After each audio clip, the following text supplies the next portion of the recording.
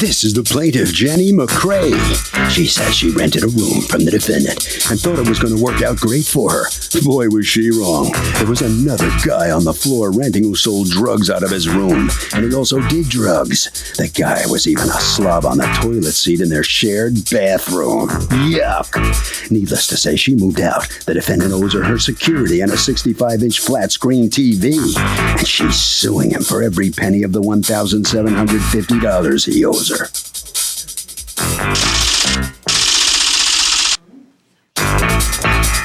This is the defendant, Devon White. He says the plaintiff was a poor payer, always late, and the money came in dribs and drabs. He told her he wanted her out and even helped her move using his truck, and now she's suing him? Ridiculous, because she never even paid him the full security to begin with. He's accused of ruining a renter's day. The defendant has filed a countersuit for $3,480 for back rent, moving costs, and slander. All parties, please raise your right hands. Welcome back to the People's Court. Next case on the docket, the plaintiff rented a room in the defendant's house. Turns out there was another guy who rented another room who allegedly was smoking dope and also dealing it. And it made it impossible to live there. But the defendant says the plaintiff is making excuses because she's a deadbeat. It's the case of the tenant who cracked out. Okay, Jeannie McCrae, you are suing Devon White for $1,750. $1,000 of it is 65-inch Mitsubishi TV. Wow. And $750 of it, the return of a security deposit that you paid your landlord and haven't received back. Talk to me. Tell me what's going on. Your Honor, I saw this room on Craigslist. Okay. I saw the room. I made very clear to Mr. White that I get up very early in the morning because I have to be at work at 7:30. So I get up at 4:30 in the morning. I don't need to hear a lot of noise at night. I need to be able to sleep. What were you doing? You were renting a room in a house? Yes. Just a room? Just a room. Okay. I asked him if he had a problem with me getting up early in the morning. Other tenants would there be a problem? He assured me no. I moved in half my stuff on February 16th. I moved the rest on... What year? 2013, I'm sorry. Okay. I moved the rest February 23rd, 2013. Okay. On February 13, Your Honor, I signed this amendment letter. Okay. I have it right here. Let me see it. And? Okay, which was fine with me. But then I started thinking... This is an amendment to what? The rules. Can I see the rules? The rules are on there. Okay, amendment means we're changing something. Is this the only document you signed? Yes, okay, that's correct. Amendment means that you are amending something that was already there. Is there another document? I did not give a release, Your Honor. Okay, so what is this amending? That was just what I had from... Okay, just so you know. All right. Okay. On February 13, I gave him $750. Okay. The dates on it was from February 13 to March 13, which I have right here. Let me see the receipts you have. Okay. Here we go. On another receipt, Your Honor, in front of you, on February 13 is dated. Okay, let's hold on. How much, February 13th is the day you see the place? Yes, the day I signed all Okay, this. so your first three receipts are on February 13th. Yes. There's one for $750. Yes. Okay, and then it says that you're supposed to pay $1,500. You've paid $750. There's a balance due of $750. And then there's a separate one for $750 on the same date. Yes. That's two receipt numbers later. Yes. Then there is on the same date a receipt for $200, part payment of broker's fee. Yes, that's his. But it's the next consecutive one from his receipt book. Yes. Then there's also another receipt, Your Honor. March 13 paid another $300. Towards what? Partial rent? Yes. Okay. And as you can see, another receipt, 3/29/2013, another $200. And this says towards rent and deposit? Yeah, that's what. Yeah, I know, but you know that every month rent comes up, right? Oh, okay. Was there a broker that you paid money to? Yeah, I paid her $750. Okay, and but you didn't pay a broker $750. You paid him $750. I paid them both. Okay, did you sign anything with the broker? No. Who is the person who you paid $750 to? Because if I paid somebody $750, you damn well know I'm going to know their name. Her name is Joy. Okay, Joy what? I don't know her last name. She's the one that... Did you sign anything with that broker regarding the broker fee? She never gave me anything to sign. Who's Joy? Joy is a real estate broker, she told me. She told you she was a real estate broker? Why are you collecting Joy's $750? I never collected Joy's $750. Whose receipt book is this? Okay, my receipt book. Let me explain. And you understand that $200 towards broker fee is what you wrote in your receipt book. Why are you collecting Joy's money? Because see, she's accusing you of just trying to sop an extra $750 through a made-up broker who has no license. There's no Joy here. I have no... What's Joy's last name? Joy, Yeah, okay. There's no broker's license fee in front of me, and you're the guy collecting it. So of all the cases I've ever seen where somebody accuses his landlord of it, this one's not looking good for you. Why are you collecting Joy's fee? Okay, Joy borrowed my receipt book. She's sitting at the kitchen table. Joy borrowed your receipt. A legitimate broker borrowed your receipt book to hand out a receipt. Your Honor, if you look at the handwriting, you see two different handwritings. One I don't care. I care that it's your receipt book. I can see you're the one who's handing out a receipt for it. You can't tell me, oh, that licensed broker who's entitled to take $750. I don't know her last name. There's no contract. She's not here. And just ignore the fact that it came out of my receipt book. You really think I'm going to buy that? All right, let's move on to the next issue. Okay. You hold on, because you're happy to pay the broker fee to the mysterious Joy, okay?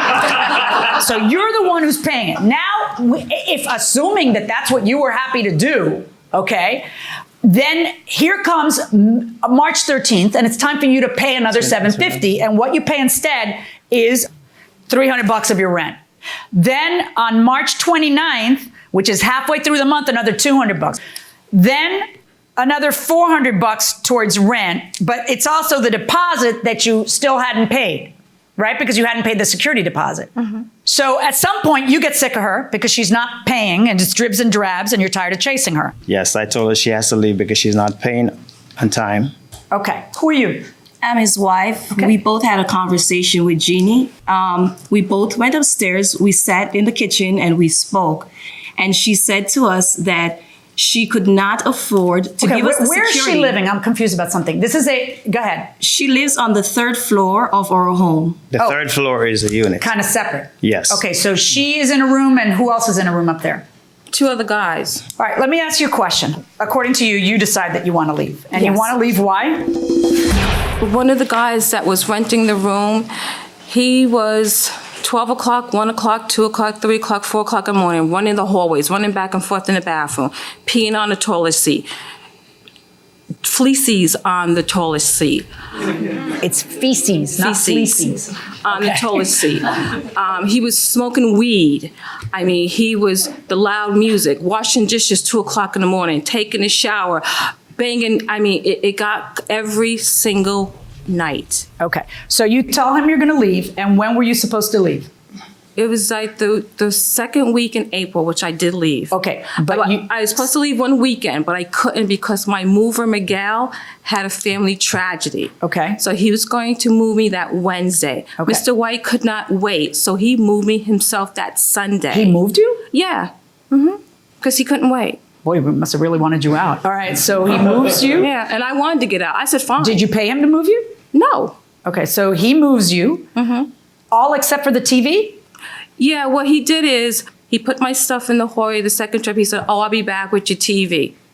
I'm waiting an hour. 2 hours passed by, nothing. No phone call, no nothing. I call him. He says, I'm tired. I'm not coming. I'm not going to move your TV. I'm not going to bring your TV.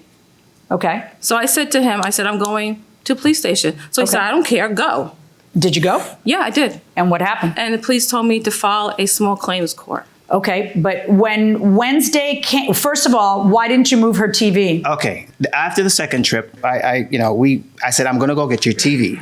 But when I got back home, I was exhausted, Your Honor, and I had a broken finger.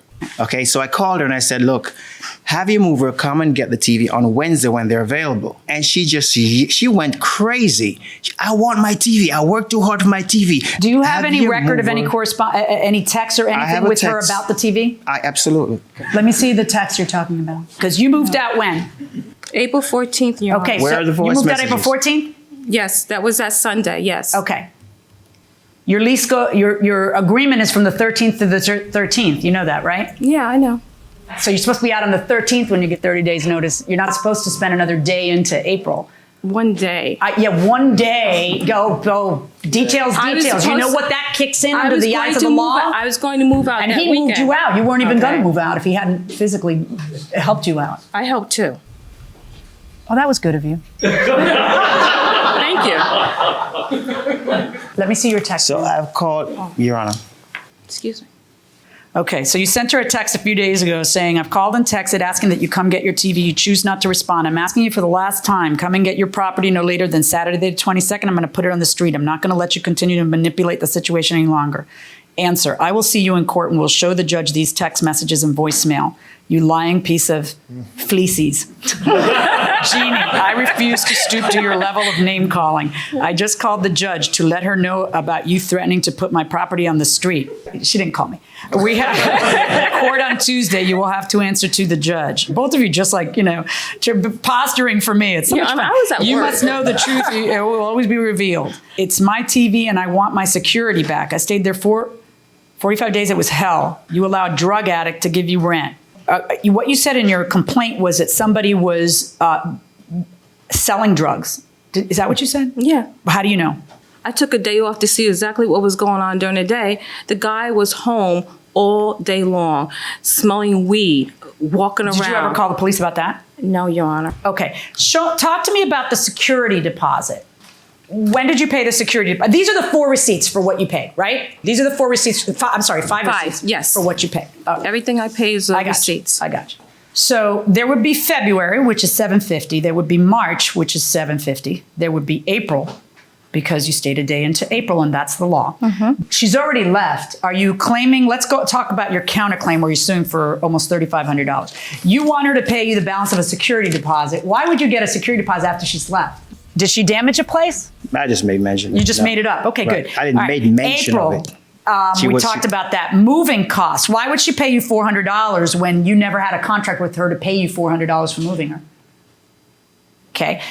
$730 for storage fees for her TV. From the get-go, I told her, come and get her TV. She never came to get it. So, Your Honor. Okay, all I need is for you to prove to me that you said, come and get your TV, as opposed to that you felt she owed you money, so you kept the TV hostage. My son was there when I was telling her on the phone, Your Honor. Okay, come on up, son. How old are you? Switch places, please. With Mom, thank you. How old are you? I'm 18. 18? Yes. Okay, talk to me. So after the second trip of moving Miss Jeannie's stuff out of her apartment, me and my dad, we were tired from moving all of her stuff. And he called her, telling her to get her TV, and she just went off. And said what, deliver my TV? Basically. Okay, go ahead and step back. You're suing for You're suing for $1,000 for slander?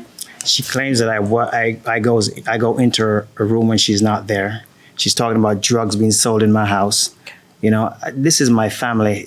We live there. I have another family live in the house, which they're, Christian people. Okay. And she's talking about drugs. Here's what I need. In my house. I need you she's slandering my name. I need you to make sure that these are all legitimate receipts. Can I come show you around? Sure. Right here.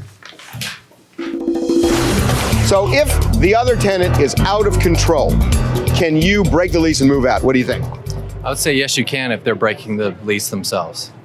So if another tenant breaks the lease, you can move out. Is that right?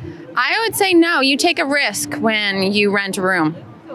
So it's a buyer beware. Are you buying that? No way. I would give a notice to my friend. I would say if things don't change, then I'm out of here. But can you just bail without giving the legal notice if the other person is smoking marijuana, maybe even dealing it, being completely out of control? Yes. Is peeing on the toilet seat a deal breaker? No. Why is that funny?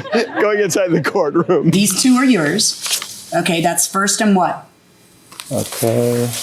The broker wrote this. Wait, you wrote 2 receipts. I did not write this one. The broker wrote this. I didn't even realize the broker wrote this. Are you kidding me? What kind of, this is like insanity. So she's got proof of having paid you $750 more than she wrote you out of your receipt book, and you want me to pretend it didn't happen? Your Honor, all 3 of us are sitting at the table. The broker said to me, let me borrow your receipt book because I don't have maybe. mine. Okay, I got a news flash for you. Don't ever let anybody borrow your receipt book, because what's going to happen is they're going to parade into court. They're going to say they paid you this, and it's going to be from your receipt book, and it's going to look like they paid you. That's exactly what it looks like. That's what it is. Go ahead and go back to the podium. Go back to the podium. I'm not going to. Someone comes into court with evidence they paid something from your receipt book, but I should ignore it because it was a mistake. Okay.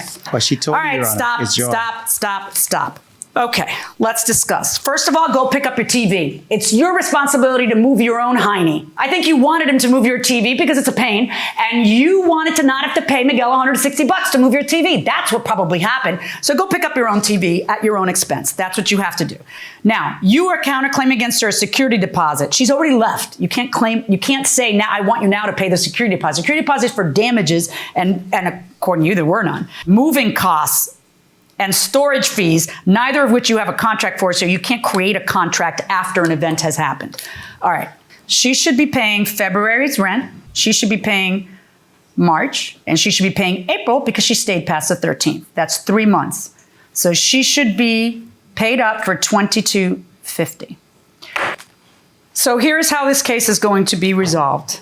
Number one, I want you to go to the police department and get a police escort to go pick up your TV so that there are no problems between you folks, okay? Number two, regarding any return of a security deposit, I have added up the months that you should have paid, and there is a net balance of $350 that I find that you owe her for the simple reason that $750 of a, quote, broker fee is given to a mysterious person with no license to take it, and from your receipt book. This is the most classic case in my entire career that I've ever seen of a landlord collecting a fee and then saying, oh, no, but that doesn't count towards anything, and I'm not going to permit it.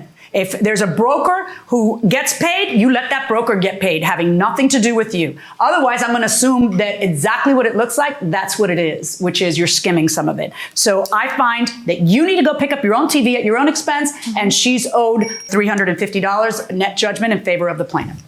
Thank you, Your Honor. As it comes out of the courtroom here, let's get some comment from the landlord here on how things went down in there. Ridiculous. Judge says you tried to skim some money off there and get a fee you weren't entitled to. That's ridiculous. She brought the broker in. We did not invite a broker in. She brought her own broker. What about what was going on in that apartment? She said there was some drug activity, drug smell in there, plus the bathroom conditions. She's delusional. She's delusional. That's basically. You think she made that all of that up? She kept telling my wife how she slept like a baby, and she. Okay, so what happened? Great. So why would she do this to you? I have no idea. No idea. All right. It's. You know, okay. Head right around the corner there. Follow Officer McIntosh that way. Okay. All right. So come on in here and tell her. You satisfied with how this comes out? Of course I am. Yeah? Yes. And what they said is completely a lie. I mean, it wasn't my broker. I went on Craigslist and the broker's telephone number was right there. I called it and I'm thinking that she's a landlord. She's not. She's friends with him.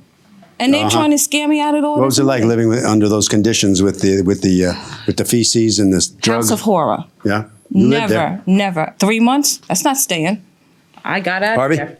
So here's the thing. If the other tenant is doing something that breaks it's called a warranty of habitability, which means that you really can't live safely in the house anymore, a lot of judges will let you break the lease. That will do it for this case. Litigants for the next case on the way into the courtroom right now.